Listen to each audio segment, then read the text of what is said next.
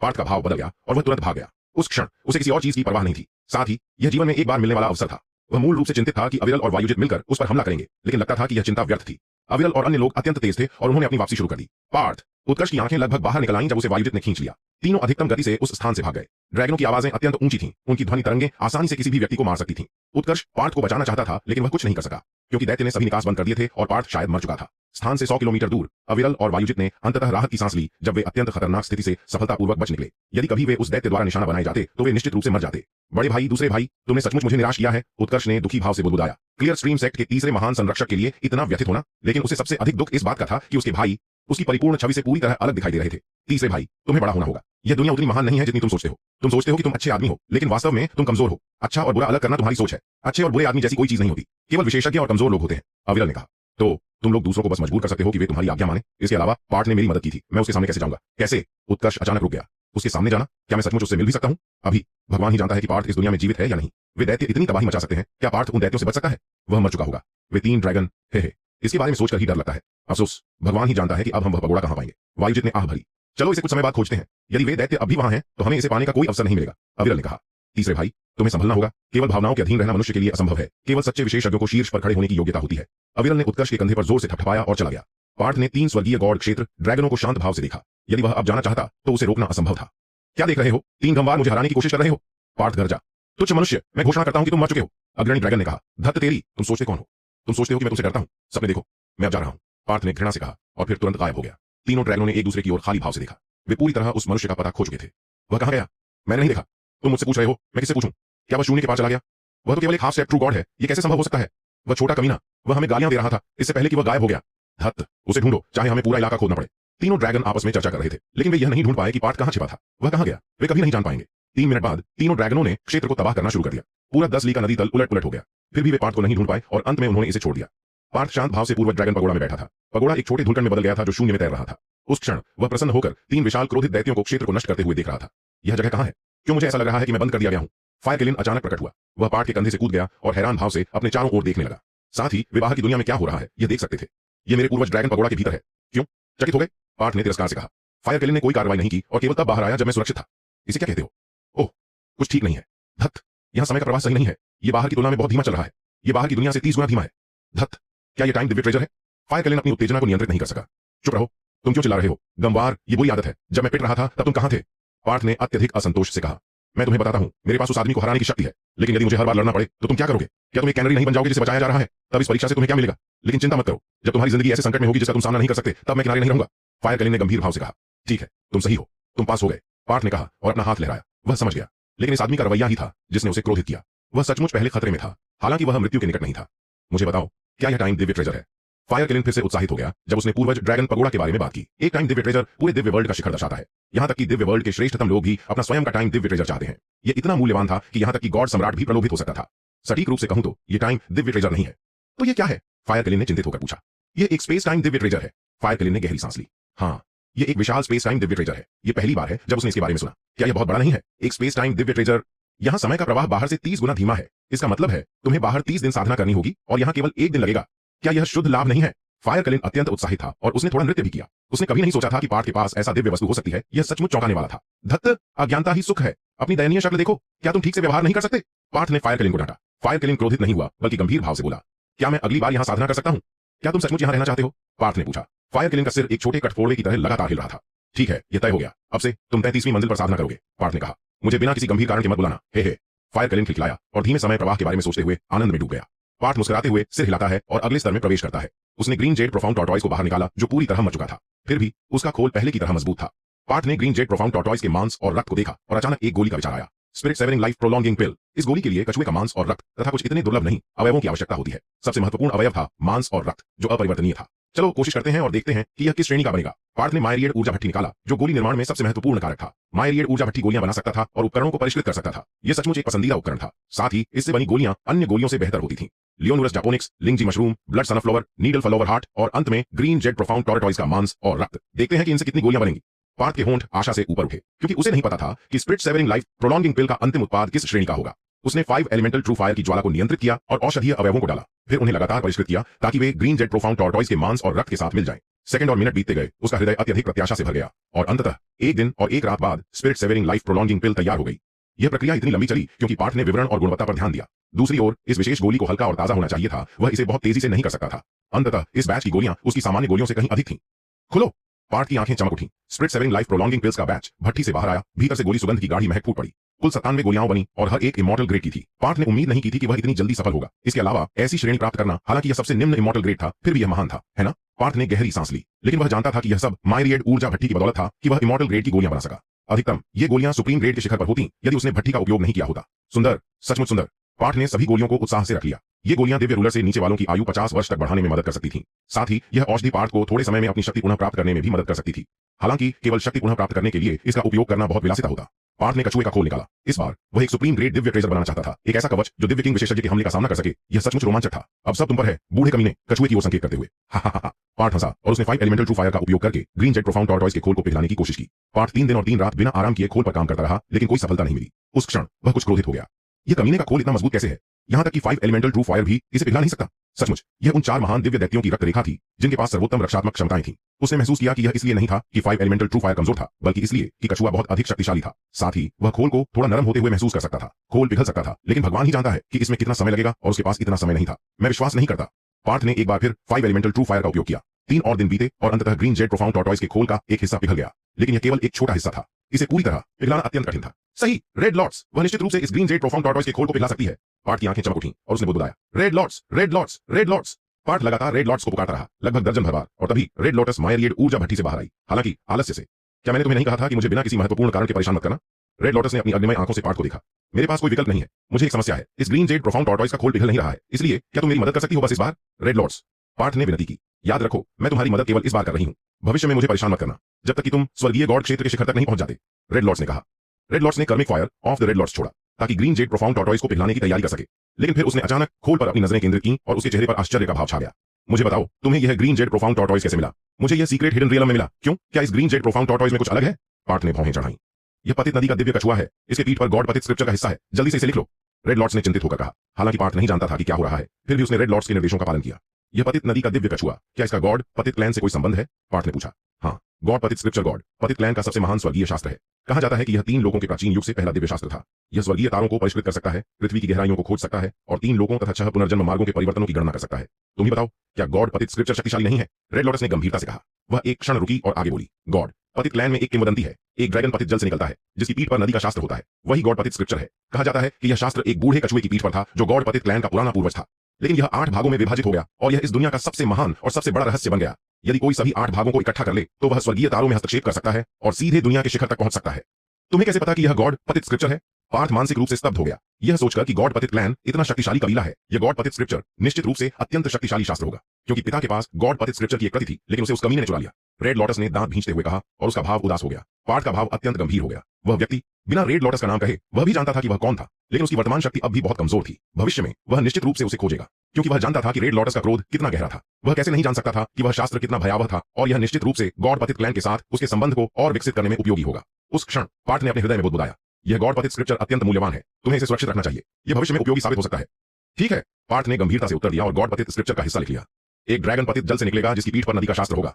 ये शब्द लगातार पार्थ के मन में गूंज रहे थे। यह गॉड पतित स्क्रिप्चर निश्चित रूप से दिव्य वर्ल्ड में अत्यधिक मांगा जाने वाला खजाना था। हालांकि पार्थ नहीं जानता था कि इस खजाने का क्या अर्थ है। कम से कम यह एक ऐसा रहस्य था जिसे अद्वितीय Divya ruler refining king craftsman God ने अपनी जान देकर सुरक्षित रखा था। इसके अलावा क्राफ्ट्समैन गॉड ऐसा व्यक्ति था जो अद्वितीय दिव्य सम्राट और गॉड सम्राट के स्तर पर था। इससे गॉड पतित स्क्रिप्चर की महानता और महत्व स्पष्ट होता है। दुर्भाग्य से पार्थ को कोई अंदाजा नहीं था कि यह गॉड पतित स्क्रिप्चर वास्तव में क्या हो सकता है। इस समय उसकी चिंता एक दिव्य उपकरण, एक शरीर कवच बनाने की थी, लेकिन वर्तमान में वह इसे नहीं कर सकता था। उसे अपनी आशा रेड लॉटस पर रखनी पड़ी, क्योंकि वह अकेले खोल को पिघला नहीं सकता था।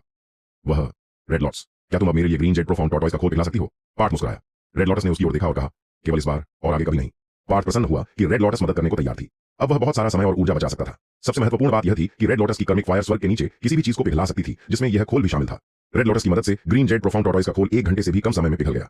धन्यवाद रेड लॉटस, इतना अंतरंग मत बनो, तुम अभी मेरे लिए अजनबी हो, रेड लॉटस ने ठंडे स्वर में कहा, और शून्य में गायब होकर मायरिएड ऊर्जा भट्टी में प्रवेश कर गई। पार्थ ने सिर हिलाया और कड़वाहट से मुस्कुराया। यह लड़की बातचीत करने में आसान नहीं थी। वह मदद नहीं करती यदि उसने विनती न की होती और वहां गॉड पतित स्क्रिप्चर न होता। पार्थ ने आगे कुछ नहीं सोचा और हथौड़े से अपना दिव्य उपकरण गढ़ना शुरू कर दिया। उसने पूर्वज ड्रैगन पगोड़ा में लगातार 1 महीने तक अपना दिव्य उपकरण गढ़ा। हालांकि बाहरी दुनिया में केवल 1 दिन बीता था। हालांकि हेवेनली ड्रैगन बैटल आर्मर में महान रक्षात्मक क्षमताएं थीं और यह उसके साथ बढ़ता था और इसे एक अद्वितीय खजाना माना जाता था। पार्थ इसे लगातार उपयोग नहीं करना चाहता था क्योंकि यह उसके लिए और अधिक मुसीबतें आकर्षित कर सकता था। दिव्य वर्ल्ड एक क्रूर और ठंडी दुनिया थी। जैसे जैसे वह इस स्थान में रहता गया उसे और अधिक शक्तिशाली लोगों से मिलना पड़ता। किसी को भी अपना खजाना आसानी से नहीं दिखाना चाहिए। यदि इसे दिखा दिया जाए तो संभव है कि कोई निशाना बनाए और शायद मार भी डाले। यह मजाक नहीं था। हेवेनली ड्रैगन बैटल आर्मर में महान रक्षात्मक क्षमताएं थीं, लेकिन यह स्वर्गीय गॉड्स और दिव्य किंग विशेषज्ञों को भी आकर्षित कर सकता था। इसलिए वह इसे आसानी से उपयोग नहीं कर सकता था। यही कारण था कि वह कछुए के खोल का उपयोग करके एक शरीर कवच बनाना चाहता था और यह निश्चित रूप से उपयोगी होगा। साथ ही 2 कवच उसे सुरक्षित रखते और उसके हाथ में पूर्वज ड्रैगन पगोड़ा होता तो वह लगभग अजेय हो जाता। 1 महीने की कड़ी मेहनत व्यर्थ नहीं गई क्योंकि पार्थ ने सफलतापूर्वक एक शरीर कवच गढ़ा। इसका रंग चमकीला हरा था और यह शरीर के साथ मिल सकता था। फिर उसने अपनी हेवेनली ड्रैगन स्वॉर्ड का उपयोग करके 100% शक्ति से इसे काटा। हमले ने केवल एक सूक्ष्म निशान छोड़ा जिसे उसने तुरंत समतल कर दिया। हरा शरीर कवच पार्थ की कड़ी मेहनत के कारण अत्यंत मजबूत था। इसके अलावा उसे लगा कि हालांकि यह कवच केवल एक पीक दिव्य ट्रेजर था, इसका प्रदर्शन किसी भी औसत हेवेनली दिव्य ट्रेजर से बेहतर था। आखिरकार कछुए का खोल अत्यंत मजबूत था जिसे उसने स्वयं अनुभव किया था।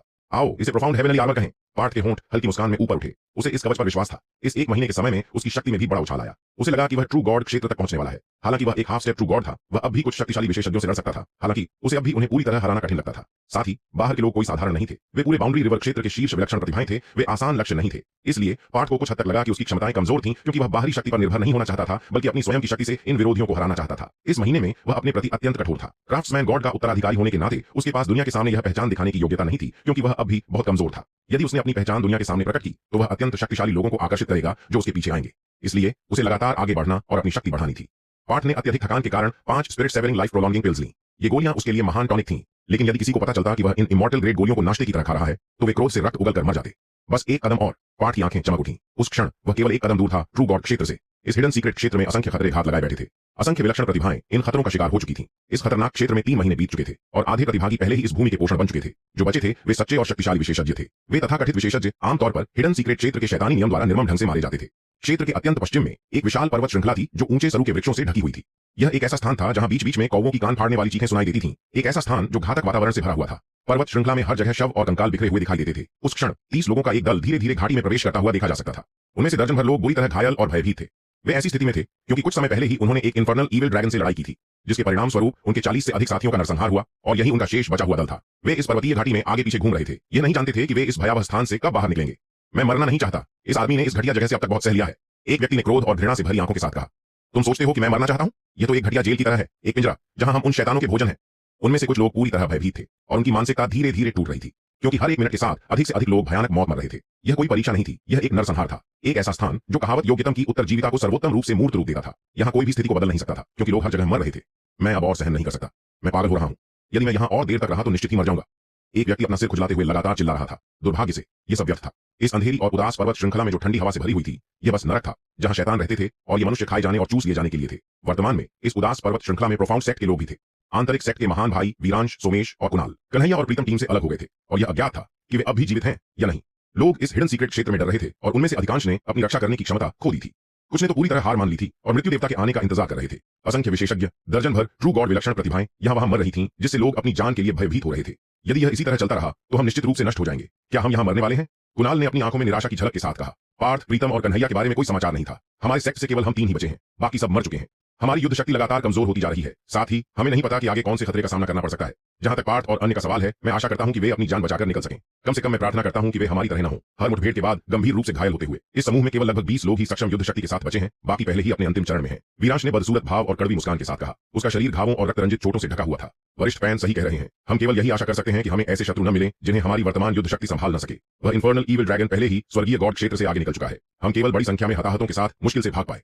हमारे निकलने का अवसर लगातार छोटा होता जा रहा है। यह हिडन सीक्रेट क्षेत्र वास्तव में नरक का भयावह युद्ध क्षेत्र है। यह जीवन चींटियों से भी कम मूल्य का है। सोमेश ने आह भरते हुए कहा।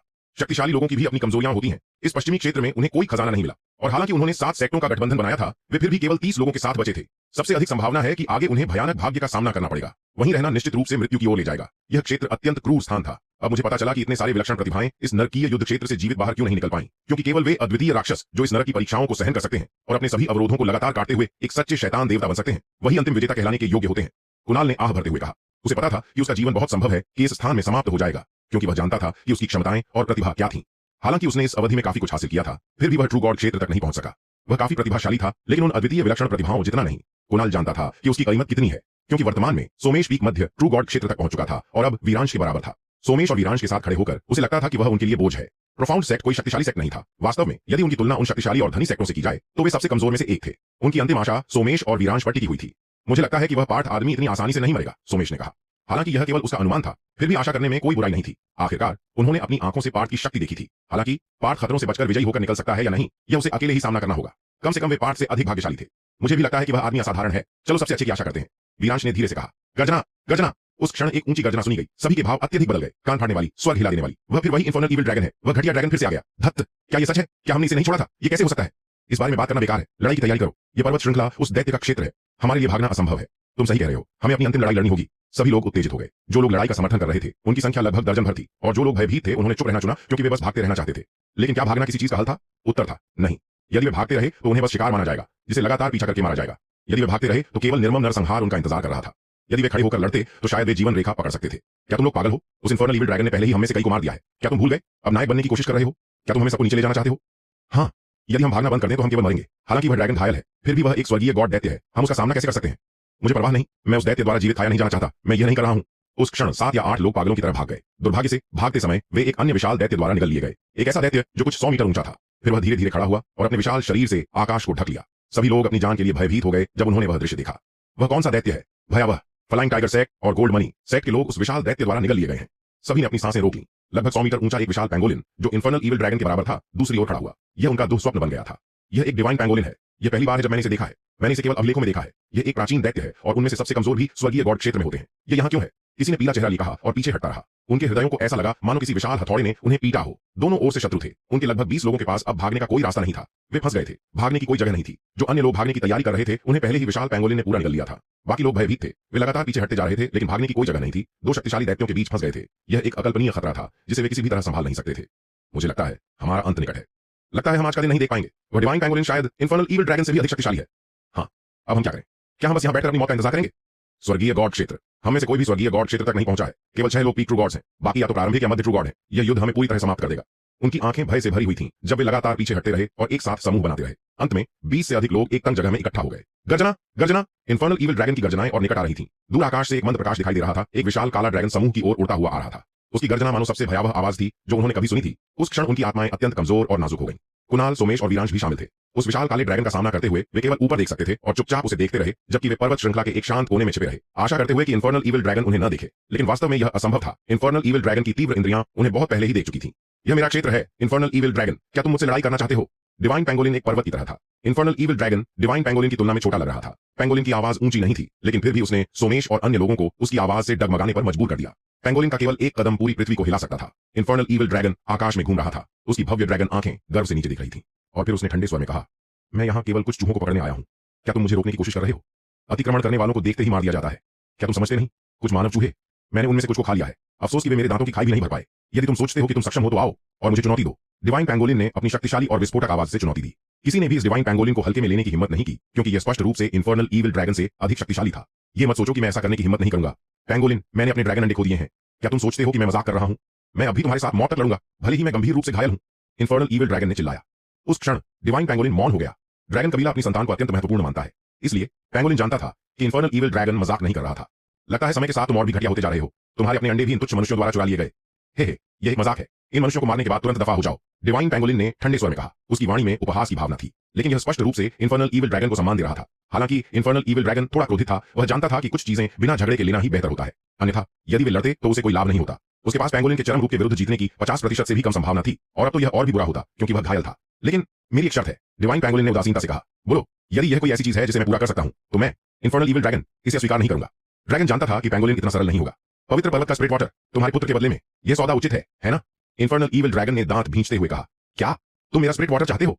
तुम्हारी वर्तमान स्थिति में क्या तुम्हें लगता है कि तुम्हारे पास पवित्र पर्वत की लड़ाई जारी रखने की क्षमता है? स्पष्ट था कि डिवाइन पैंगोलिन कोई साधारण मूर्ख नहीं था। ठीक है, मैं तुम्हारी शर्तें मानता हूं। इन्फर्नल ईविल ड्रैगन गरजा। वह भी जानता था कि पैंगोलिन सही था। पवित्र पर्वत की बाधा गायब होने में केवल 2 महीने बचे थे। उस समय तक इन्फर्नल ईविल ड्रैगन अपनी चरम शक्ति तक नहीं पहुंच पाएगा, इसलिए उसे अब चुपचाप शर्त स्वीकार करनी पड़ी। उस क्षण इन्फर्नल ईविल ड्रैगन के पास कोई और विकल्प नहीं था, क्योंकि यदि पैंगोलिन लड़ना चाहता तो ड्रैगन को पता नहीं होता कि आगे क्या करना है। सही है। हे, तुम्हें शुभकामनाएं। मैं वापस सोने जा रहा हूं। उबासी, मैं बहुत नींद में हूं। डिवाइन पैंगोलिन पीछे लेट गया और पर्वत के साथ एक हो गया। वे दैत्य और पर्वत के बीच कोई अंतर नहीं देख पाए। उस क्षण सोमेश और अन्य पूरी तरह घबरा गए। वे इन्फर्नल ईविल ड्रैगन और डिवाइन पैंगोलिन के बीच की बातचीत सुन सकते थे। अब जब डिवाइन पैंगोलिन को मना लिया गया था तो इन्फर्नल ईविल ड्रैगन उन पर बिना किसी रोक टोक के जो चाहे कर सकता था। कमीने, मुझे क्यों नहीं पता था कि किसी ने उसके अंडे चुरा लिए हैं? वह कौन है? मैं सोच रहा था क्यों इन्फर्नल ईविल ड्रैगन हमारा पीछा करता रहा। ये इसलिए है क्योंकि हम में से किसी ने उसका अंडा चुरा लिया। धत नरक, वह कौन है? बाहर आओ कमीने, तुमने हमें बर्बाद कर दिया। लोग बीच बीच में गालियां दे रहे थे लेकिन कोई सामने नहीं आया। मुझे माफ करना सभी को, मैं इम्बरमैन सेक्ट का महान शिष्य विपुलांश हूं। ये ड्रैगन अंडा, हाय, मैंने कभी नहीं सोचा था कि मैं इतनी बड़ी मुसीबत पैदा कर दूंगा। मूल रूप से कुणाल ने एक कदम आगे बढ़ाया लेकिन फिर जल्दी से पीछे हट गया। लेकिन यह छोटा कदम सोमेश ने पकड़ लिया। तो तुमने भी एक ड्रैगन अंडा चुराया था? सोमेश ने धीरे से कहा और कुणाल की ओर घूरा, लेकिन अब कुछ कहने में बहुत देर हो चुकी थी। भले ही मैं बाहर आकर अपनी गलती स्वीकार करूं, इसका कोई मतलब नहीं होगा। कुणाल ने कंधे उचकाते हुए उत्तर दिया। उसे कोई पछतावा नहीं था। भले ही वे इन्फर्नल ईविल ड्रैगन से न मिलते, वे अन्य प्रकार के दैत्यों से मिलते, जैसे डिवाइन पैंगोलिन। भगवान ही जानता है कि इस हिडन सीक्रेट क्षेत्र में कितने प्रकार के सुपर दैत्य हैं। प्रत्येक आसानी से उन्हें मार सकता था। भाई विपुलांश, तुमने सचमुच हम सबके लिए गहरी खाई खोद दी है। हाँ, अब बहुत देर हो चुकी है, चलो अंत तक लड़ते हैं। यह सब विपुलांश की गलती है कि हम बिना कब्र के मरने वाले हैं। चलो उसे इन्फर्नल ईविल ड्रैगन को सौंप दें, शायद इन्फर्नल ईविल ड्रैगन हमें छोड़ भी दे। किसी ने सुझाव दिया। उस क्षण इन्फर्नल ईविल ड्रैगन धूल उड़ाते हुए और गरजते हुए उनकी ओर दौड़ा। ड्रैगन प्रभु, हम अंडा चोर को सौंप देंगे, कृपया हमें छोड़ दें। कमीने, क्या तुम सोचते हो कि वह दुष्ट ड्रैगन हमें छोड़ देगा भले ही हम अपराधी को सौंप दें? क्या तुम इस महत्वपूर्ण क्षण में फूट डालने की कोशिश कर रहे हो? हाँ, यदि हम एक साथ नहीं रहे तो केवल मृत्यु हमारा इंतजार कर रही है। उस दुष्ट ड्रैगन का सामना कौन कर सकता है? उस क्षण आंतरिक कलह भड़क उठी। मृत्यु उनका भाग्य बन गई। तुम में से हर एक को मरना होगा, तुम सब मरने के योग्य हो। इन्फर्नल ईविल ड्रैगन ने क्रोध से गरजते हुए कहा। ड्रैगन ने अपनी विशाल पूंछ घुमाई। हवा का दबाव जो तलवार की तरह धारदार था उनकी ओर उड़ गया। रास्ते में आने वाले 100 मीटर ऊंचे पेड़ कट कर गिर गए। सोमेश और अन्य लोग तुरंत पीछे हट गए। उस क्षण मृत्यु देवता उन पर आ चुका था। सभी ने अपनी सांसें रोक ली। इस समय किसी को दोष देना व्यर्थ था क्योंकि इन्फर्नल ईविल ड्रैगन का हमला उनकी ओर बढ़ रहा था। यदि कोई इसे रोकने में सक्षम न हुआ तो वे निश्चित रूप से मर जाते। जीवन और मृत्यु एक धागे पर टिकी हुई थी। ड्रैगन की पूंछ के झटके से उत्पन्न शक्तिशाली वायु दबाव ने तुरंत 8 लोगों को बहा दिया। सोमेश अपनी 3 एज्ड स्पीयर पकड़े हुए वीरांश की ओर देखता है और अन्य 4 के साथ मिलकर दैत्य को रोकने के लिए आगे बढ़ता है। हालांकि वे इस हमले की लहर को रोकने में सफल हुए, फिर भी वे असुविधा में थे। अपनी पूरी शक्ति से लड़ो, अन्यथा मृत्यु तुम्हारा इंतजार कर रही है।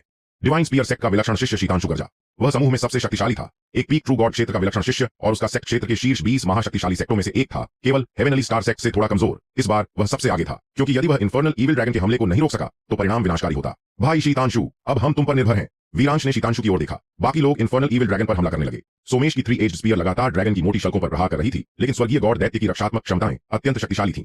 हालांकि ड्रैगन पर विभिन्न कोणों से हमलों की बौछार हो रही थी, उसकी शल्कों पर अधिक चोटें दिखाई नहीं दे रही थीं।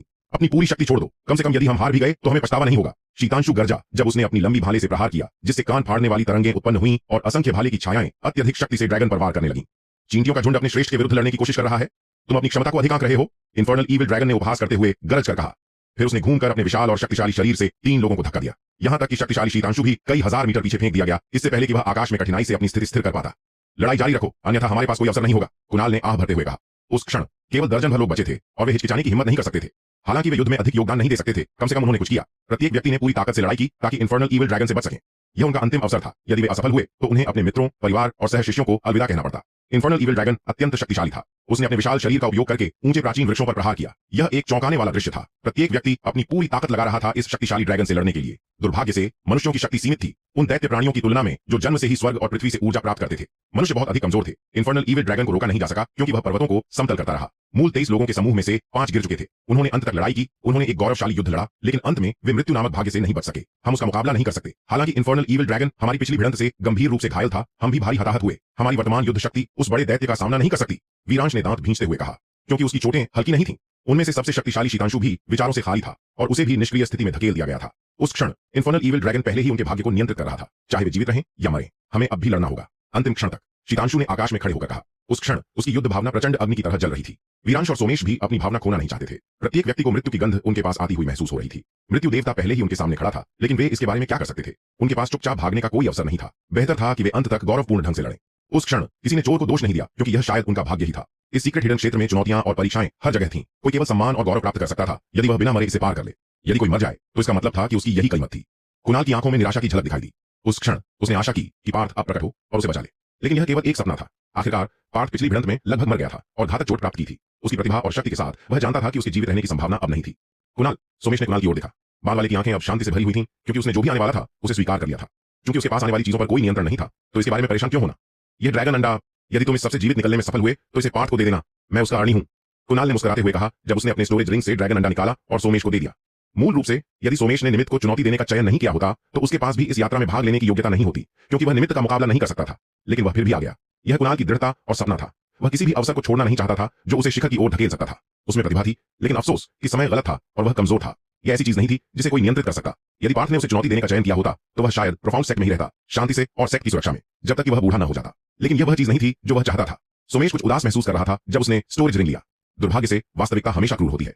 कुणाल के पास स्वयं की रक्षा करने की शक्ति नहीं थी और अन्य लोगों के पास दूसरों की सुरक्षा सुनिश्चित करने की क्षमता नहीं थी, क्योंकि वे भी गहरे संकट में थे। यह इन्फर्नल ईविल ड्रैगन बिल्कुल भयावह था। हर बार जब सीक्रेट हिडन रियल्म खुलता है, प्रतिभागियों को रक्त और मृत्यु के खतरे से सिखाया जाता है। असंख्य विलक्षण प्रतिभाएं इस क्षेत्र में प्रवेश करती हैं और अंततः मृत्यु की गोद में समा जाती है। लगातार परीक्षाएं और अनुभव जो वे झेलते हैं क्रूर और ठंडे होते हैं, कोई इसे बदल नहीं सकता। अंतिम युद्ध जो लड़ेंगे वही नायक बनेंगे। सोमेश गरजा जब उसने अपनी 3 एज स्पीयर उठाई और प्रबल युद्ध संकल्प के साथ इन्फर्नल ईविल ड्रैगन की ओर उड़ गया। शीतांशु और अन्य भी प्रेरित हुए और अंतिम प्रयास के लिए आगे बढ़े। नरक में जाओ। युद्ध क्षेत्र अस्त व्यस्त था। इन्फर्नल ईविल ड्रैगन का विशाल जबड़ा आग उगल रहा था जो पूरे क्षेत्र में फैल गई। पूरी पर्वत श्रृंखला अब प्रचंड गर्म लपटों से ढक गई थी। इस बार मुझे डर है कि हमारे लिए निकलना असंभव है, कुणाल ने निराशा से भरे चेहरे के साथ कड़वाहट से मुस्कुराते हुए कहा। चारों ओर की प्रचंड लपटें इन्फर्नल ईविल ड्रैगन का अग्निसार थीं। हालांकि यह 5 एलिमेंटल ट्रू फायर जितना भयावह नहीं था, फिर भी इसने कुणाल और अन्य को भयभीत कर दिया। जब प्रचंड लपटें तबाही मचा रही थीं, इन्फर्नल ईविल ड्रैगन जोर से हंस रहा था। उस दैत्य की हंसी सोमेश और उसके समूह के लिए अंतिम मृत्यु घोषणा जैसी थी। 3 एज्ड स्पीयर, यहाँ लोग हैं, ये सोचकर आश्चर्य हुआ। वायुजित ने उदासीनता से कहा जब उसने इन्फर्नल ईविल ड्रैगन द्वारा उत्पन्न 1000 ली की आग को देखा। घना धुआं उठ रहा था क्योंकि प्रचंड आग आकाश की ओर उठ रही थी। वे इस हलचल से आकर्षित हुए थे। बड़े भाई, अब क्या करें? वायुजित ने धीरे से अविरल की ओर देखा और पूछा, क्या हम उन्हें बचाने जा रहे हैं या नहीं? उन्हें बचाए? हम उन्हें कैसे बचाएं? अभी 6 महीने भी नहीं बीते हैं। क्या होगा यदि हम बुरी तरह घायल हो गए, हमारी क्षमताएं उजागर हो गईं, या उन चींटियों को बचाते समय हम निराशाजनक स्थिति में फंस गए? क्या तुम्हें लगता है कि तब भी हमारे पास सच्चा विजेता बनने का अवसर होगा? अविरल ने उदासीनता से कहा, लेकिन वे हमारे मानव विलक्षण शिष्य हैं। क्या हम बस उन्हें उन दैत्यों द्वारा मारे जाते हुए देखेंगे? उत्कर्ष ने कुछ द्वंद्व महसूस करते हुए दांत भींचकर कहा। दुर्भाग्य से वह भी कुछ नहीं कर सका। वह अकेले उन्हें नहीं बचा सकता था, क्योंकि वह अकेले इन्फर्नल ईविल ड्रैगन का सामना नहीं कर सकता था। चींटियों का झुंड, यदि वे मर गए तो इसमें दया करने जैसा क्या है? अविरल ने कहा। ये क्लियर स्ट्रीम सेट के 3 महान संरक्षक हैं। सोमेश की आंखें चमक उठी। उस क्षण उन्हें लगा कि वे आशा की एक किरण देख सकते हैं। क्लियर स्ट्रीम सेट के 3 महान संरक्षक, यदि कोई दुर्घटना न हुई तो वे इस पूरे हिडन सीक्रेट क्षेत्र में सबसे शक्तिशाली समूह होने चाहिए। वे उनकी अंतिम आशा बन गए थे। यह सचमुच क्लियर स्ट्रीम सेट के 3 महान संरक्षक हैं। शीतांशु ने अपनी आंखों में उत्साह की झलक के साथ चिल्लाया। यदि क्लियर स्ट्रीम सेट के 3 महान संरक्षक मदद करने को तैयार होते तो वे शायद जीवित बाहर निकल सकते थे। हालांकि यह संभव नहीं था कि वे तीनों इस घायल स्वर्गीय गॉड दैत्य को पराजित कर सकें। हालांकि वे पहले कभी नहीं मिले थे। सोमेश और शीतांशु को विश्वास था कि वे निश्चित रूप से उनकी मदद करेंगे। क्लियर स्ट्रीम सेट के 3 महान संरक्षक, मैं डिवाइन स्पीयर सेट का शीतांशु हूं। मैं आप तीनों से विनती करता हूं कि हमारी मदद करें। हम इस कृपा को कभी नहीं भूलेंगे और सदा आभारी रहेंगे। शीतांशु की आवाज पूरी पर्वत श्रृंखला में गूंज उठी, लेकिन अविरल अप्रभावित रहा। जीवन और मृत्यु, सफलता और असफलता स्वर्ग द्वारा तय होती है। शायद यही उनका भाग्य है। हमारे पास इसके लिए समय नहीं है। वायुजित ने उपहास किया। उसके शब्द सोमेश और अन्य पर बिजली की तरह गिरे। उनकी अंतिम आशा मदद करने की हिम्मत नहीं कर रही थी। उन्होंने घमंड से सोचा था कि क्लियर स्ट्रीम सेट के 3 महान संरक्षक उनकी मदद करेंगे, लेकिन अंत में उन्हें निर्दयतापूर्वक उपहासित किया गया। यह विडंबना थी। उनके हृदय की अंतिम चिंगारी पूरी तरह बुझ गई।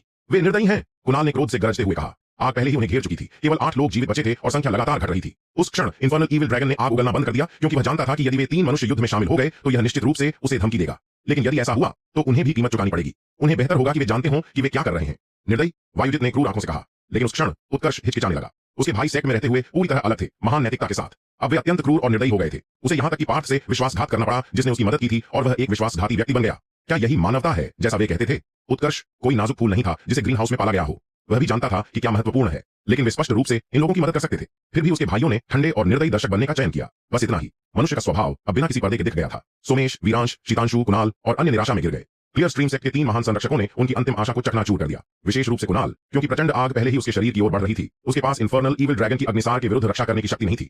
बड़े भाई, दूसरे भाई, उत्कर्ष चिल्लाया। चुप रहो, यह तुम्हारे हस्तक्षेप करने की जगह नहीं है। तुम्हें पता होना चाहिए कि हमारा अंतिम मिशन क्या है। यह स्थान हमारे लिए भी खतरनाक है। यदि हम असफल हुए तो क्या तुम जिम्मेदारी उठा सकते हो? चले जाओ। अविरल ने घृणा से कहा और पीछे मुड़कर चला गया। वायुजित ने उत्कर्ष को घूरा और अविरल का पीछा किया। क्लियर स्ट्रीम सेट के 3 महान संरक्षकों के चले जाने से इन्फर्नल ईविल ड्रैगन को काम पूरा करने में मदद मिली, और उसने सोमेश, शीतांशु और अन्य को पूरी तरह निराशा में धकेल दिया। कुणाल धीरे धीरे प्रचंड आग में गिर रहा था। उसकी आंखें अस्वीकार और क्रोध से भरी हुई थीं, लेकिन मृत्यु ही उसका एकमात्र विकल्प था। उसने पार्थ से घृणा नहीं की, भले ही उसने उसे चुनौती नहीं दी थी, जिससे उसे यहां आने का अवसर मिला जो उसका सपना था। यदि वह इस स्थान पर नहीं आता तो वह शायद प्रोफाउंड सेक्ट में बिना चिंता के अपना जीवन आनंद से बिताता, लेकिन तब वह विलक्षण प्रतिभा शब्द से अलग हो जाता और एक साधारण साधक बन जाता। उसे अब मरने का कोई पछतावा नहीं था, क्योंकि वह मर रहा था एक ऊंचे स्थान तक पहुंचने की कोशिश करते हुए। यदि उसे प्रोफाउंड सेक्ट जैसे एकांत स्थान में मरना पड़ता तो यह उसके जीवन भर उसके हृदय में एक बड़ा खंजर बनकर चुभता।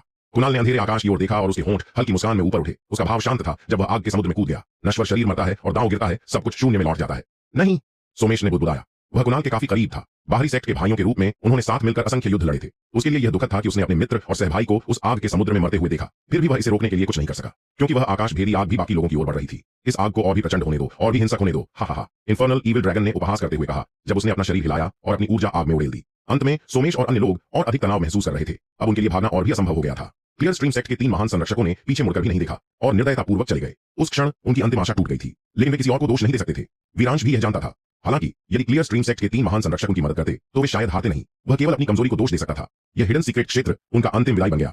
कुणाल की मृत्यु शाश्वत हो गई। प्रोफाउंड सेक्ट में अब केवल सोमेश और वीरांश ही बचे थे, क्योंकि पार्थ, कन्हैया और प्रीतम से संपर्क नहीं हो सका। युद्ध क्रूर और निर्दयी होते हैं। हिडन सीक्रेट क्षेत्र भी एक भयावह स्थान था। उनमें से कुछ गर्व और अस्वीकार के साथ आग में घिर गए। उनकी कान फाड़ने वाली मृत्यु चीखों ने दूसरों के हृदय को कांपने पर मजबूर कर दिया। का लगता है वहां लोग फंसे हुए हैं, लगता है मेरी कठपुतलियों के लिए कुछ अच्छे नमूने मिल गए। एक स्त्री स्वर ने कहा। आकाश में 5 आकृतियां प्रकट हुई, सभी पीक ट्रू गॉड्स थीं। उन 5 के पीछे एक लगभग 15 वर्षीय काले वस्त्रों में लिपटा युवक था जो पीक ट्रू गॉड क्षेत्र में था। उस युवक के माथे पर 2 सींग थे। वह काफी सुंदर युवक था जिसकी आंखें रक्त लाल थीं। वह दूसरों को हानिरहित प्रतीत होता था, लेकिन वास्तव में वही उन 5 का नेता था। ये 4 बुरे नहीं हैं, इन्हें भूत दास बना लो, युवक ने उदासीनता से कहा। वह घोस्ट आई सेक्ट के जुड़वां राजकुमारों में से एक था, वंश्री, एक हाफ स्टेप स्वर्गीय गॉड। ठीक है, 5 ने सिर हिलाया और तुरंत युद्ध में शामिल होकर इन्फर्नल ईविल ड्रैगन से लड़ने लगे। क्या हम बच गए? वीरांश ने अचानक प्रकट हुए उन 5 लोगों को देखा जो उनकी मदद कर रहे थे। यह घोस्ट आई सेक्ट है, वंश्री, शीतांशु ने चिल्लाया। उसने कभी नहीं सोचा था कि सम्मानित और सदाचारी क्लियर स्ट्रीम सेक्ट के 3 महान संरक्षक भाग जाएंगे। फिर भी ठंडे दिल वाले हत्यारे घोस्ट आई सेक्ट उनकी मदद करेंगे। मानवों के मामले सचमुच अप्रत्याशित होते हैं। सोचने की बात है कि अभी लोग मुझे रोकने की कोशिश कर रहे हैं। हे घमंडी मूर्खों, मर जाओ।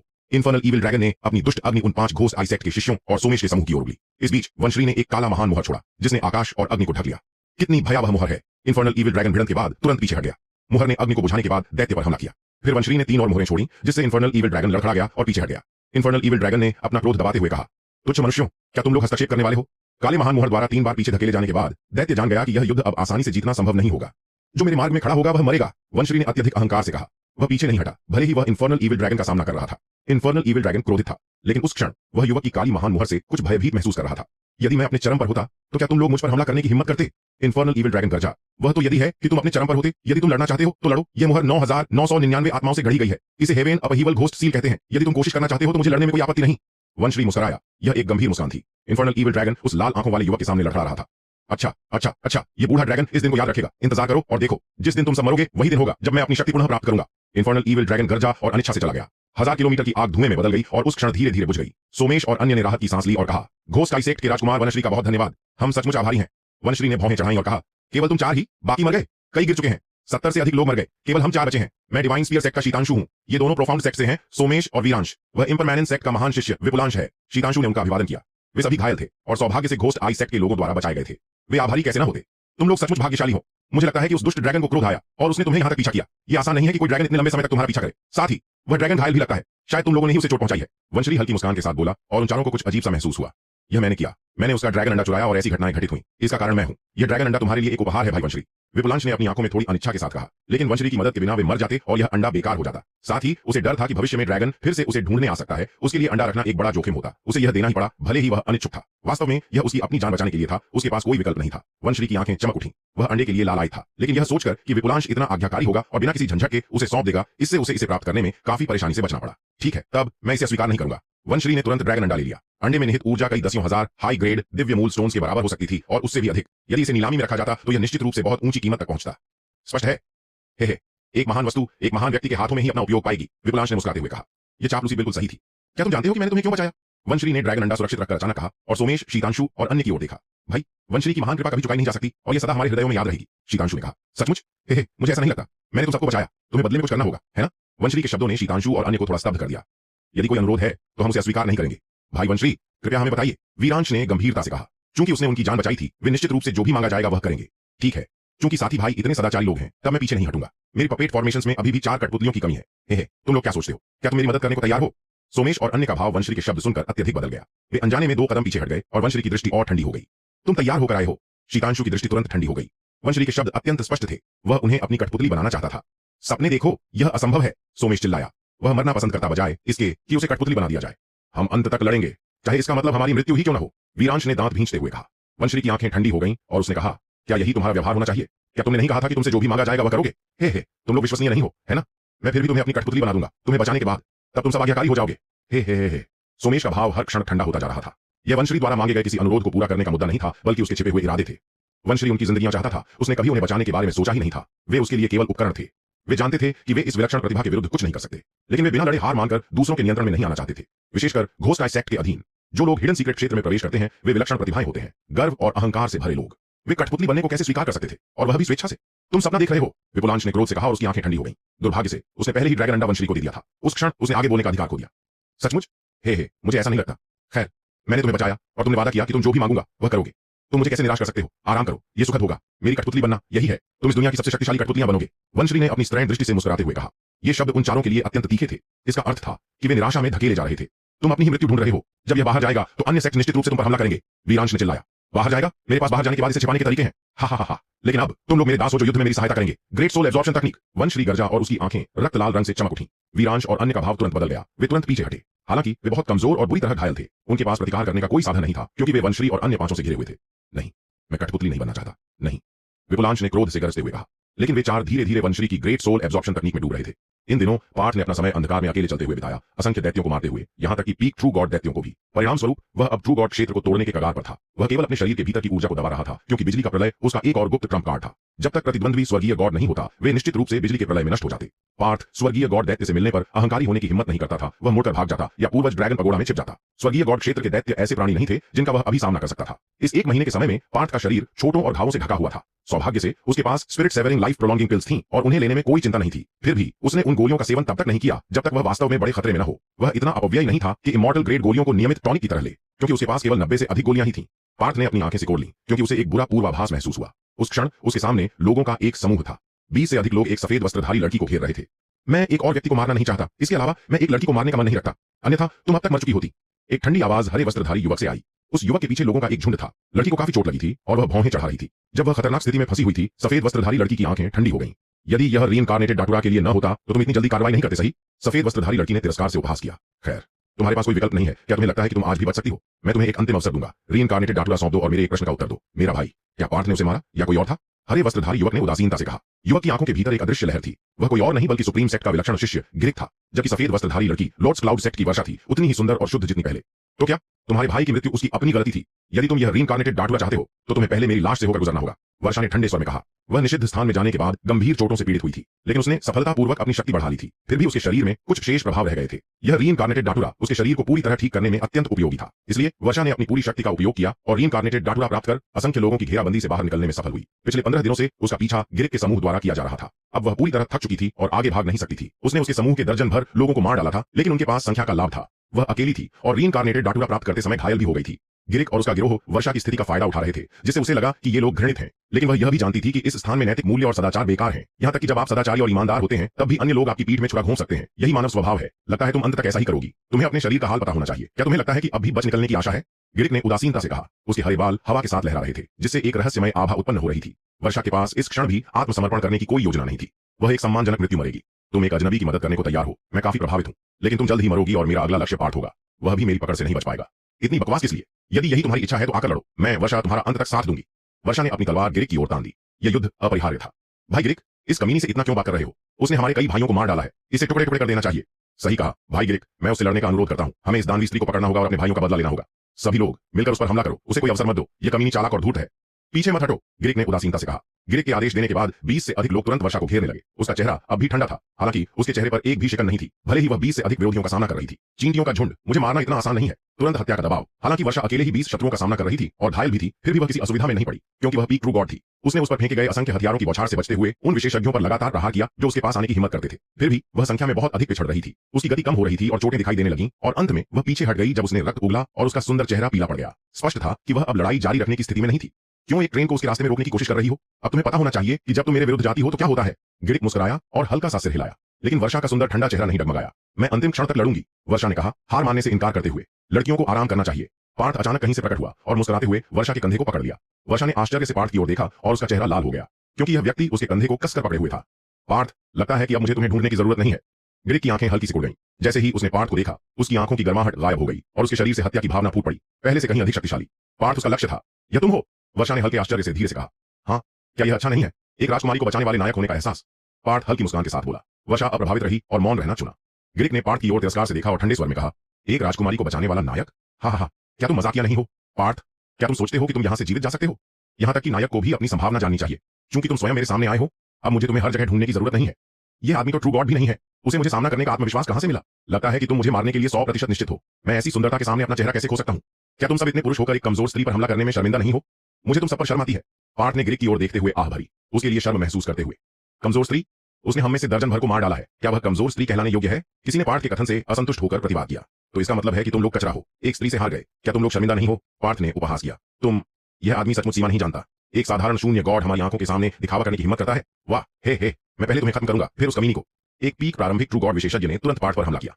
यह देखकर पार्थ बस मुस्कुराया और एक बार छोड़ा। एक चमकदार प्रकाश दिखाई दिया और अगले ही क्षण हमलावर का सिर और शरीर एक दूसरे से अलग हो गए। जमीन पर रक्त का तालाब बन गया और हेवेनली ड्रैगन स्वॉर्ड पर रक्त की एक भी बूंद नहीं थी। कोलाहल, सभी लोग चकित हो गए, यहां तक कि वर्षा भी हल्की स्तब्ध हो गई और उसका ठंडा और सुंदर चेहरा थोड़ा बदल गया। पार्थ की तलवार बहुत तेज थी, वह तलवार की चाल और वार कब हुआ देख भी नहीं सकी। उस एक वार ने तुरंत एक ट्रू गॉड विशेषज्ञ को मार डाला। गिरिक के दृष्टिकोण से यह आदमी अपनी शक्ति छिपाने में महान था, एक शून्य गॉड जो तुरंत एक ट्रू गॉड को मार सकता था। यह पहली बार था जब उसने ऐसा देखा। कम से कम गिरिक ऐसा करने में सक्षम नहीं था। यह आदमी, क्या वह इतना शक्तिशाली है? गिरिक विश्वास नहीं कर सका, क्योंकि भले ही वह तेज वार करने में निपुण हो, वह अभेद्य नहीं हो सकता। यह आदमी, क्या यह कोई दानव है? क्या किसी ने इसे तलवार निकालते देखा? मैंने नहीं देखा, मैंने भी नहीं देखा। यह आदमी सचमुच एक दानव है जो मरा। वह फ्लाइंग फेदर सेक्ट के शीर्ष 3 शिष्यों में से एक था। वह केवल मध्य ट्रू गॉड क्षेत्र से एक कदम दूर था। यह सोचकर ही आश्चर्य होता है कि उसे तुरंत मार दिया गया। मुझे लगता है कि भाई गिरिक को इस कमीने से निपटना चाहिए। कई लोग पार्थ की तलवार से स्तब्ध थे और अनजाने में 2 कदम पीछे हट गए। पार्थ की आभा बहुत डरावनी थी। स्वयं गिरिक भी शायद उस कारनामे को दोहरा नहीं सकता था जिसमें उसने तुरंत एक ट्रू गॉड को मार दिया। यदि पार्थ एक स्वर्गीय गॉड होता तो यह अजीब नहीं होता, लेकिन वह केवल एक शून्य गॉड था। एक ऐसे प्रतिद्वंद्वी को तुरंत हराना जो उससे अधिक शक्तिशाली था, इसने उनके बीच एक बड़ी हलचल पैदा कर दी। अब उनमें उसका सामना करने का साहस भी नहीं था। गिरिक ने अपनी आंखें हल्की सिकुड़ लीं, क्योंकि वह पार्थ के मानसिक युद्ध से प्रभावित हुआ था। अंत में पार्थ का साधना स्तर उससे कमजोर था, लेकिन वह वार सचमुच प्रभावशाली था। क्या तुम उसी आधार पर मेरा सामना करने वाले हो? क्या तुम भोले नहीं हो? एक पीक शून्य गॉड, हे ये सचमुच आंखें खोलने वाला है। मुझे देखने दो कि तुम मुझे कैसे हराने वाले हो। गिरिक ने कहा, मैं तुम्हें मार दूंगा ताकि मेरे भाई की आत्मा स्वर्ग में शांति पाए। वह पहले ही मर चुका है। उसके भाई के रूप में तुम्हारे पास अब भी जीवित रहने का चेहरा है। क्या तुम्हें उसके साथ नीचे नहीं जाना चाहिए? यदि मैं तुम्हारी जगह होता तो अकेले जीवित नहीं रहता। पार्थ ने आत्मविश्वास से कहा। तेज जुबान, अब बहुत हो गया। मैं आज तुम्हें मार दूंगा। मैं तुम्हें बता दूंगा कि मैं गिरिक ऐसा नहीं हूं जिसे नाराज किया जा सके। गिरिक ने क्रोध से गरजते हुए अपने हथियार से एक शक्तिशाली तरंग छोड़ी। उसके अनुचर तुरंत पीछे हट गए जब वह सीधे पार्थ की ओर बढ़ा। शक्तिशाली तरंग ने हवा को चीर दिया और पार्थ के भागने का रास्ता बंद कर दिया। सावधान रहना, वर्षा ने धीरे से कहा। आराम करो, मैं कभी नहीं हारूंगा, क्योंकि यह नायक राजकुमारी को बचाने आया है। मुझे यह युद्ध पूरी तरह जीतना चाहिए। मैंने पहले ही छोटे भाई को मार दिया है, अब बड़े भाई को खत्म कर दें, क्या कहते हो? पार्थ ने हल्की आंखों से मुस्कुराते हुए वर्षा की ओर देखा और उसे पीछे हटने के लिए कहा। वर्षा घबरा गई। यह लड़का निर्लज्ज है। हालांकि उसने अतुल को मार दिया था, गिरिक अलग है। वह पिछले 100 वर्षों में सुप्रीम सेक्ट का सबसे शक्तिशाली शिष्य है। वह जन्मजात नेता भी है। उससे निपटना आसान नहीं है। पार्थ एक कठिन युद्ध का सामना करेगा। मैं आशा करती हूं कि तुम मुझे निराश नहीं करोगे नायक, वर्षा, जिसका भाव अपरिवर्तित था, ने कहा। लेकिन उसके होंठ अंततः हल्के से ऊपर उठ गए।